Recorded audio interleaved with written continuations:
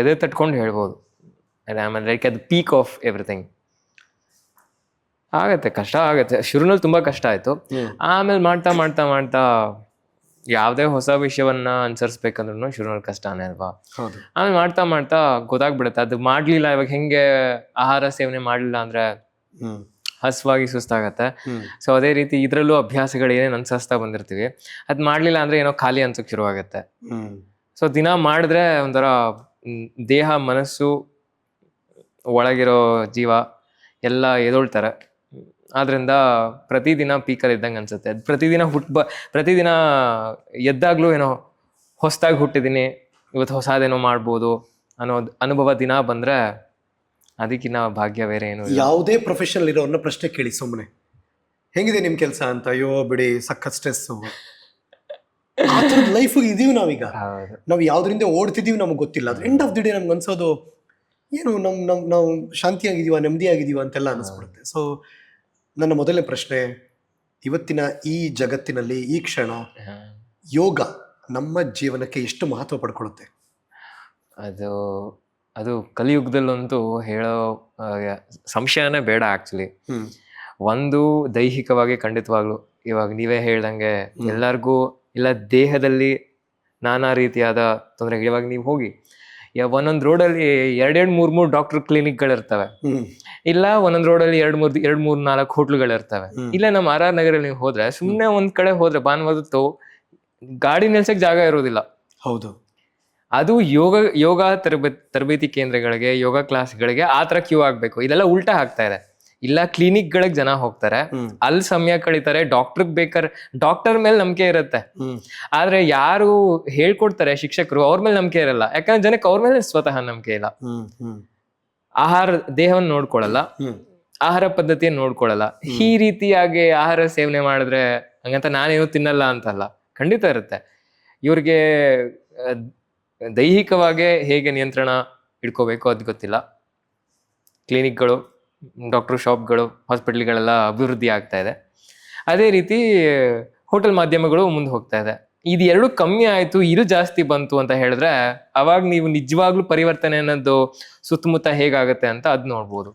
ಇಲ್ಲಿ ಬಹುಶಃ ಜನ ಅದರ ಪೀಕ್ ಹೋದ್ಮೇಲೆ ಅವ್ರಿಗೆ ಎಫೆಕ್ಟ್ ಆದ್ಮೇಲೆ ಆಮೇಲೆ ಬರ್ತಾರೆ ಅನ್ಸುತ್ತಿಲ್ಲ. ಆಮೇಲೆ ಎಲ್ಲ ಹಾಳಾಗ್ಬಿಟ್ಟಿರುತ್ತಲ್ಲ. ಇವಾಗ India is the diabetic capital of the world. Correct. ಏನಕ್ಕಪ್ಪ ಡಯಾಬಿಟಿಸ್ ಅಷ್ಟೊಂದು ಜಾಸ್ತಿ ಆಯ್ತು ಇವಾಗ ಅಂತ ಹೇಳಿದ್ರೆ ಅವ್ರ ಜೀವನ ಶೈಲಿ ಬದಲಾಯ್ತು, ಆಹಾರ ಪದ್ಧತಿ ಬದಲಾಯ್ತು, ಎಲ್ಲ ಬದಲಾಯಿಸ್ಬಿಟ್ರು. ಇವಾಗ ಒಂದ್ 20 ವರ್ಷ ಹೆಂಗ್ ಬದುಕೊಂಬಂದಿದ್ರು, ಕರೆಕ್ಟ್, 22 ವರ್ಷ ಗ್ರಾಜುಯೇಷನ್ ಆದ್ಮೇಲೆ ಎಲ್ಲ ಬದಲಾಯಿಸ್ಬಿಡ್ತಾರೆ. ಹೆಂಗ್ ಕೇಳತ್ತೆ ದೇಹದ ಕಡೆ ಗಮನ ಅಂತೂ ಕೊಡೋದೇ ಇಲ್ಲ. ಮಾನಸಿಕವಾಗಿ ಬೇರೆಯವ್ರಿಗೆ ಕೆಲಸ ಮಾಡ್ತಾರೆ, ಆಯ್ತಾ, ಇವ್ರಿಗೆ ನೆಮ್ಮದಿನೂ ಇಲ್ಲ, ಅವ್ರಿಗೆ ಎಲ್ಲೋ ಮುಳುಗೋಗಿರ್ತಾರೆ. ಅದನ್ನ ಪೂರೈಸ್ಬೇಕು ಅಂತ ಇಲ್ಲಿ ದೇಹ ತ್ಯಾಗ ಮಾಡ್ತಾರೆ. ಆಮೇಲೆ ಕೊನೆಗೆ ಬಂದಿದ್ದ ಸಂಪಾದನೆ ಎಲ್ಲ ಅದನ್ನೇ ತಗೊಂಡು ದೇಹ ಸರಿ ಮಾಡ್ಕೋತಾರೆ. ಎಲ್ಲ ಉಲ್ಟಾ ಅಲ್ಲೇ ಹೋಗ್ತಾ ಇದೆ ಸಿಸ್ಟಮ್ ಅಲ್ಲಿ. ನಾವಿಲ್ಲೇ ಕಚ್ಕೊಂಡಿದೀವಿ. ಅದನ್ನ ಹೊರಗೆ ಬನ್ನಿ, ವಿಧಾನಗಳಿದಾವೆ, ಅಭ್ಯಾಸ ಮಾಡಿ ಅನುಸರಿಸಿ ಆಗಲ್ಲ. ಯಾಕಂದ್ರೆ ಸೋಂಬೇರಿತನ ಬಂದ್ಬಿಟ್ಟಿರುತ್ತೆ ಅಷ್ಟೊತ್ತಿಗೆ. ಕರೆಕ್ಟ್. ಬೆಳಗ್ಗೆ ಬೇಗ ಎದ್ದೋಳಿಲ್ಲ. ಇವಾಗ ನಿಮ್ಗೂ ಗೊತ್ತು, ನಮ್ಮ ಭಾರತೀಯ ಪರಂಪರೆಯಲ್ಲಿ ಮೊದಲನೇ ನಿಮ್ಮ ಧರ್ಮ ಬೇಗ ಎದ್ದು ಪೂಜೆ ಮಾಡಿ ಅಥವಾ ನಿಮ್ ಕೆಲಸ ಕಾರ್ಯಗಳನ್ನ ಮಾಡಿ. ಎಷ್ಟು ಜನ ಮಾಡ್ತಾರೆ ಇವಾಗ? ಮೊದಲನೇ ಕೆಲಸ ನೀವು ಎದ್ದೋಳೋದು ಹಾಸಿಗೆ ಮೇಲಿಂದ ಎದ್ದು ಹಲ್ಲುಜ್ಜಿ ನಿಮ್ ಬೆಳಗಿನ ನಿತ್ಯ ಕರ್ಮಗಳ ಎಕ್ಸಾಕ್ಟ್ಲಿ ಅದನ್ನ ಮುಗಿಸಿ ನೀವು ಬನ್ನಿ ಅಂತ. ಅವರು ಸೂರ್ಯ ತಲೆ ಮೇಲೆ ಬಂದಿದ್ರು ಹಾಸಿಗೆ ಮೇಲಿಂದ ಎದ್ದೋಳಲ್ಲ. ಇನ್ ದೇಹ ಹೆಂಗೆ ಎಷ್ಟು 12 ಗಂಟೆಗೆ ಯಾರಾದ್ರೂ ಜಿಮ್ಗೆ ಹೋಗ್ತಾರಾ ಅಥವಾ ಅಭ್ಯಾಸ ಮಾಡಕ್ ಹೋಗ್ತಾರಾ? ಯಾವ್ಯಾವ ಕೆಲಸಗಳನ್ನ ಯಾವ್ಯಾವ ಹಂತದಲ್ಲಿ ಮಾಡ್ಬೇಕು ಆ ಹಂತದಲ್ಲಿ ಮಾಡ್ಬೇಕು. ನಮ್ಗೆ ಭಾರತದಲ್ಲಿರೋದ್ರಿಂದ ನಮ್ಗೊಂಥರ ಅಡ್ವಾಂಟೇಜು. 12 ಅವರು ಸೂರ್ಯ ಇರ್ತಾನೆ, 12 ಅವರು ಕತ್ಲೆ ಇರುತ್ತೆ. ಅದನ್ನ ಉಪಯೋಗಿಸ್ಕೊಳ್ಳೋದಲ್ಲ ಅವ್ರು ಯಾರು. ಇರೋದು ಭಾರತದಲ್ಲಿ, ಕೆಲಸ ಮಾಡೋದು ಎಲ್ಲೋ ಬೇರೆ ದೇಶದಲ್ಲಿ ಅವ್ರ ಸಮಯದಲ್ಲಿ. ಇಲ್ಲಿದ್ ಏನ್ ಪ್ರಯೋಜನ ಅವಾಗ? ಸಹಜವಾಗಿ ನಿಮ್ ದೇಹದ ಮೇಲೆ ನಿಮ್ಗೆ ಹಿಡ್ತಾ ಹೊಡ್ತೇ ಹೋಯ್ತು. ದೈಹಿಕವಾಗಿ ಇಲ್ಲಿದ್ದಾರೆ, ಮಾನಸಿಕವಾಗಿ ಇನ್ನೆಲ್ಲೋ ಇದ್ದಾರೆ. ಇನ್ ಬುದ್ಧಿ ಎಲ್ಲಿದೆ? ಅಂದ್ರೆ ಖುಷಿ ಅನ್ನೋ ಪದಕ್ಕೆ ಅರ್ಥನೇ ಇದೆಯಾ ಅವಾಗ? ಹೀಗಾದಾಗ ಹೇಗ್ ಸಾಧ್ಯ? ಯೋಗದ ಮೂಲ ಉದ್ದೇಶ ಏನು? ಸ್ವತಂತ್ರ. ನೀವು ಬದುಕಿದ್ಮೇಲೆ ಎಲ್ಲಾರು ಮನುಷ್ಯರಾಗಿ ಹುಟ್ಟು ಬರ್ತೀವಿ. ಈ ಪುರುಷಾರ್ಥಗಳಂತ ಬರತ್ತಾಯ್ತಾ? ಅಂದ್ರೆ ನಿಮ್ಮ ಜೀವನದ ಉದ್ದೇಶಗಳು ಏನು ಅಂತ ತಿಳ್ಕೊಳಕ್ಕೆ ಇದು 4 ಬಹಳ ಮುಖ್ಯ. ಧರ್ಮ, ಅರ್ಥ, ಕಾಮ ಮತ್ತೆ ಮೋಕ್ಷ. ಅಂದ್ರೆ ನೀವು ಹುಟ್ಟು ಬಂದಿದ್ರೆ ನಿಮ್ ಧರ್ಮ ಏನು, ಯಾವ ಕೆಲಸಗಳನ್ನ ಮಾಡಿದ್ರೆ ನಿಮ್ಮ ಈ ಜೀವನದಲ್ಲಿ ಪರಿಪೂರ್ಣತೆ ಅನ್ನೋದು ಗೊತ್ತಾಗುತ್ತೆ ಅಂತ ನಿಮ್ ಧರ್ಮದ ಮುಖಾಂತರ ಗೊತ್ತಾಗುತ್ತೆ. ಇವಾಗ ನಿಮ್ ಧರ್ಮ ಈ ರೀತಿ ನೀವು ಏನು ಚಟುವಟಿಕೆಗಳನ್ನ ಮಾಡ್ತಾ ಇದ್ದೀರಾ ಅದು. ನನ್ನ ಧರ್ಮ ಈ ಹಂತದಲ್ಲಿ ನನ್ನ ಜೀವನದಲ್ಲಿ ಯೋಗ ಶಿಕ್ಷಣವನ್ನ ಜನಕ್ಕೆ ಹಂಚ್ಕೊಳ್ಳೋದು ಮತ್ತು ಬೇರೆ ಒಂದಿಷ್ಟು ಕೆಲಸ ಕಾರ್ಯಗಳು. ಆದ್ರಿಂದ ನನ್ನ ಜೀವನದಲ್ಲಿ ಒಂದು ಅರ್ಥ ಬರ್ತಾ ಇದೆ.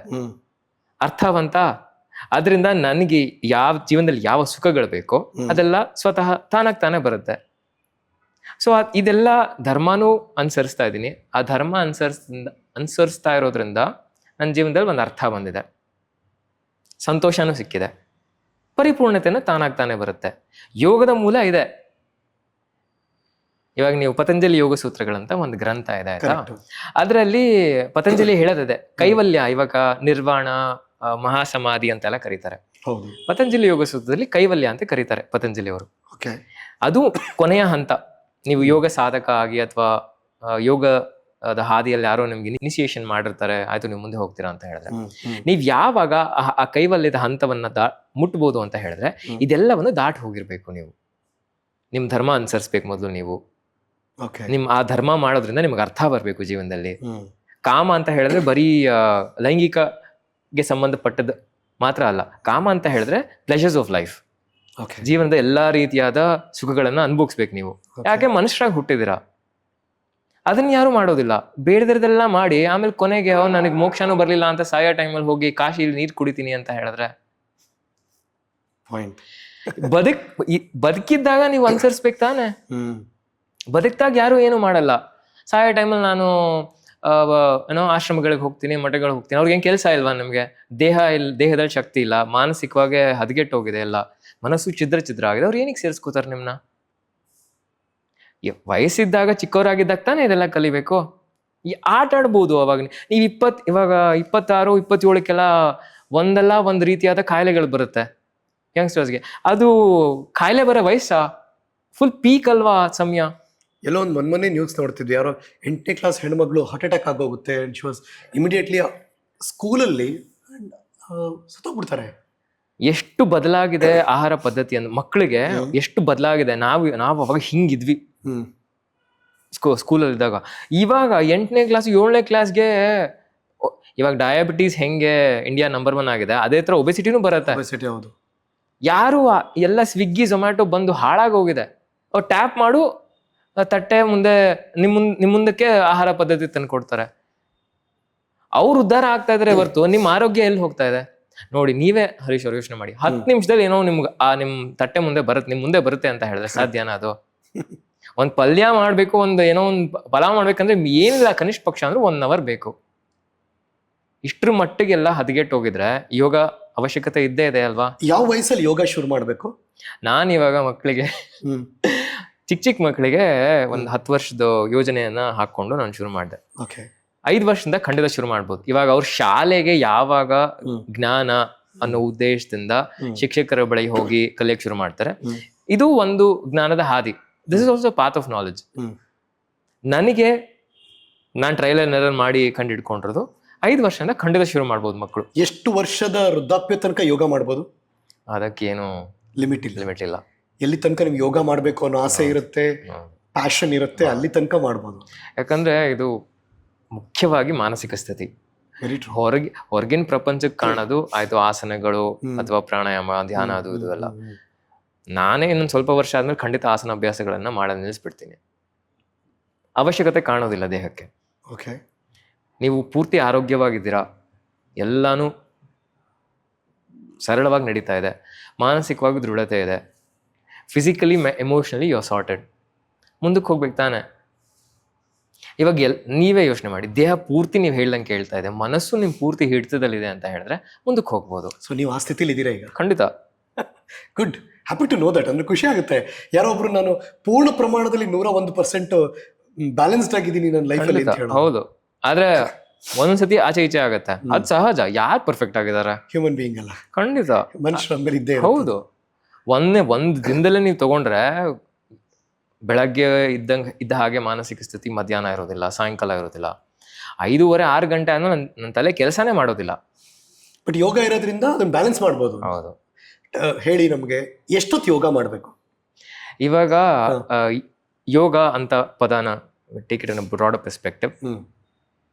ಸಾಧಾರಣವಾಗಿ ನೀವು ಶುರು ಮಾಡ್ತೀರಾ, ಇವಾಗ ನೀವೇ ಯೋಗ ಸಾಧನೆಯನ್ನು ಶುರು ಮಾಡ್ತೀರಾ ಅಂತ ಹೇಳಿದ್ರೆ, ಮುಂಚೆ ಜೀವನದಲ್ಲಿ ಏನು ಮಾಡೇ ಇಲ್ಲ, ಆಯ್ತು ಇವಾಗಿಂದ ನಾನು ಆಯ್ತಪ್ಪ ಸಾಕು, ನನ್ನ ದೇಹದ ಕಡೆ, ನನ್ನ ಆರೋಗ್ಯದ ಕಡೆ, ನನ್ನ ಮನಸ್ಸಿನ ಕಡೆ ಗಮನ ಕೊಡೋಣ ಅಂತ ನೀವು ನಿಶ್ಚಯ ಮಾಡ್ತೀರಾ ಅಂತ ಅನ್ಕೊಳ್ಳಿ.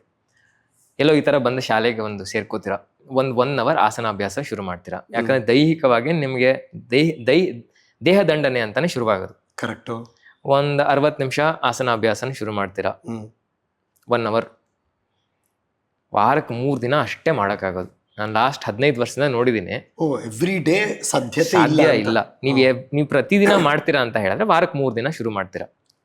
ಟು ಸ್ಟಾರ್ಟ್ ವಿತ್ ಶುರುನಲ್ಲಿ 1-2 ದಿನ ಪ್ರಾಣಾಯಾಮ ಅಭ್ಯಾಸವನ್ನು ಅನುಸರಿಸಿ, 1 ದಿನ ಯೋಗ ನಿದ್ರಾ ಅಥವಾ ಮೈಂಡ್ ರಿಲ್ಯಾಕ್ಸೇಷನ್, ಮೆಡಿಟೇಷನ್ ಅಲ್ಲ, you still not fit for the path of meditation.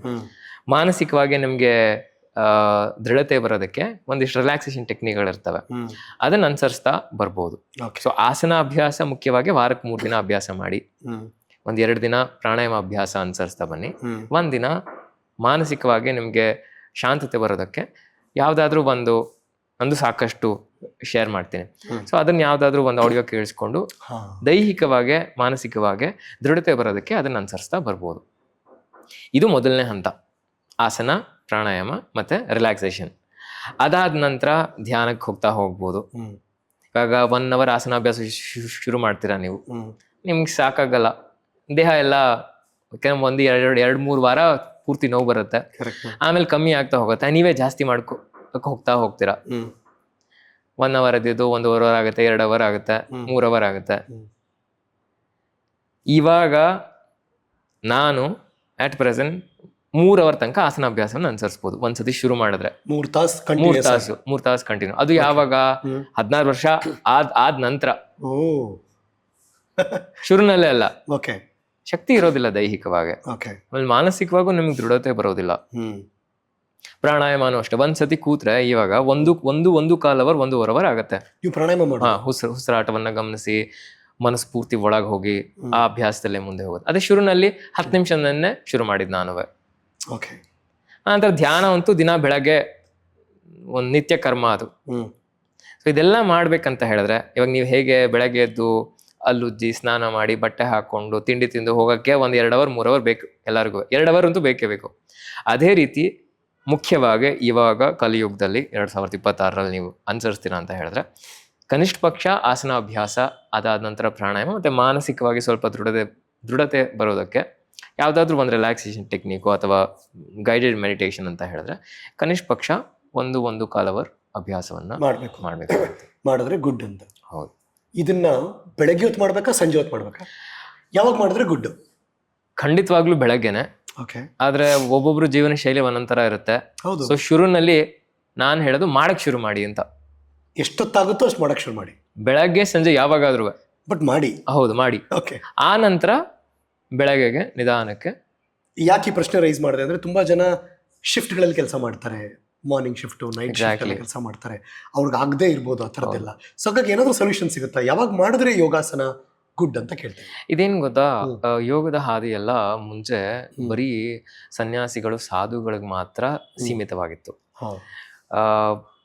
Mid 18th century T Krishnamacharya ಅಂತ ಮೈಸೂರಿನಲ್ಲಿ ಒಬ್ರು, ಅವರು ಈ ಯೋಗದ ಜ್ಞಾನವನ್ನ ಹಿಮಾಲಯದ ಗುರುಗಳಿಂದ ಕಲಿತು ಬಂದು ಸಾಧಾರಣ ಜನಗಳಿಗೆ ಮೈಸೂರು ಮಹಾರಾಜರ ಆಸನದಲ್ಲಿ ಒಂದು ಜಾಗವನ್ನ ತಗೊಂಡು, ಅಂದ್ರೆ ಮಹಾರಾಜರೇ ಕೊಟ್ಟಿದ್ದು, ಆ ಜಾಗವನ್ನು ತಗೊಂಡು ಅಲ್ಲಿ ಹೇಳ್ಕೊಳಕ್ ಶುರು ಮಾಡಿದ್ದು ಕೃಷ್ಣಮಾಚಾರ್ಯರು. ಸೊ ಅವ್ರನ್ನ he's called as the father of modern yoga. ಅಂದ್ರೆ ಎಲ್ಲಾ ಸಾಮಾನ್ಯ ಸನ್ಯಾಸಿಗಳಿಗೆ ಮತ್ತೆ ಸಾಧಕರಿಗೆ ಸೀಮಿತವಾದಂತ ಅಭ್ಯಾಸಗಳು ಸಾಮಾನ್ಯರ ಜನಕ್ಕೆ ತಲುಪಿಸಿದ್ದು ಕೃಷ್ಣಮಾಚಾರ್ಯರು. ಅಲ್ಲಿ ತನಕ ನಮ್ಗೆ ಗೊತ್ತೇ ಇರ್ಲಿಲ್ಲ.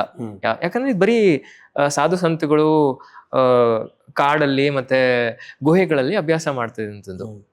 ಅವರೆಲ್ಲ ಈ ಸಾಧನೆಯನ್ನ ಬೆಳಗ್ಗೆ ಹೊತ್ತೇ ಮಾಡ್ತಿದ್ರು. ಸಮಯ ಯಾಕೆ, ಎದ್ದಾಗ ಏನಾದ್ರೂ ಅಭ್ಯಾಸ ಮಾಡಿದ್ರೆ ಇಡೀ ದಿನ ಅದಿರುತ್ತೆ ಅಂತ ಒಂದು ಮನೋಭಾವನೆ ಇರುತ್ತೆ. ಬೆಳಗ್ಗೆ ಮಾಡಿದ್ರೆ ಲಾಭ ಜಾಸ್ತಿ. ಹೌದು, you are energetic throughout the day. ಇಡೀ ದಿನ ನೀವು ಇವಾಗೆಲ್ಲ ಬದುಕಿರ್ತೀವಿ, ನಾವು ಜಾಗೃತವಾಗಿದ್ದೀವಿ ಇವಾಗ, ನೀವು ಜಾಗೃತವಾಗಿದ್ರೆ ನಾನು ದೈಹಿಕವಾಗಿ ಮಾನಸಿಕವಾಗಿ ಜಾಗೃತವಾಗಿರ್ತೀವಿ ಆಯ್ತಾ. ಭಾವನೆಯ ಮುಖಾಂತರ ಸತ್ತೋಗಿರ್ತೀವಿ ಒಳಗಡೆ. Emotionally we are dead on the inside. Okay. Physically full ಶಕ್ತಿ ಇದೆ ಆಯ್ತಾ, ಕಣ್ಣು ಎಲ್ಲ ಬಿಟ್ಟಿದೆ, ಆದ್ರೆ ಭಾವನೆಗಳು ಮತ್ತೆ ಬುದ್ಧಿ ಒಳಗಿಂದ ಕುಗ್ಗೋಗಿದೆ. ಬೆಳಗ್ಗೆ ಹೊತ್ತು ಅಭ್ಯಾಸ ಮಾಡಿದಾಗ ಇದು ಗಟ್ಟಿ ಆಗತ್ತೆ, ಬುದ್ಧಿಶಕ್ತಿ ಚುರುಕಾಗತ್ತೆ, ಎಮೋಷನಲಿ ಸ್ಟ್ರಾಂಗ್ ಆಗ್ತೀವಿ. ಹೌದು. ಎಲ್ಲರೂ ಇವಾಗ ಏನ್ ಮಾಡಿದಾರೆ ಅಂದ್ರೆ ದೇಹ ದಂಡನೆ, ದೇಹ ಗಟ್ಟಿಯಾಗಿ ಇಟ್ಕೊಳ್ಳಿ, ಅದ್ ತಿನ್ನಿ ಎಲ್ಲ ತಿನ್ನಿ. ಮನಸ್ಸು ಹೆಂಗಿದೆ, ಎಷ್ಟ್ ದಿನ ಅಂತ ದೇಹ ನೋಡ್ಕೋತೀರಾ? ಅದಕ್ಕೂ ಒಂದು ಲಿಮಿಟ್ ಅಂತ ಇರ್ಬೇಕಲ್ವಾ. ನಾನು ದೇಹ ನೋಡ್ಕೋಬೇಕು, ಎಷ್ಟಂತ ನೋಡ್ಕೋತೀರಾ?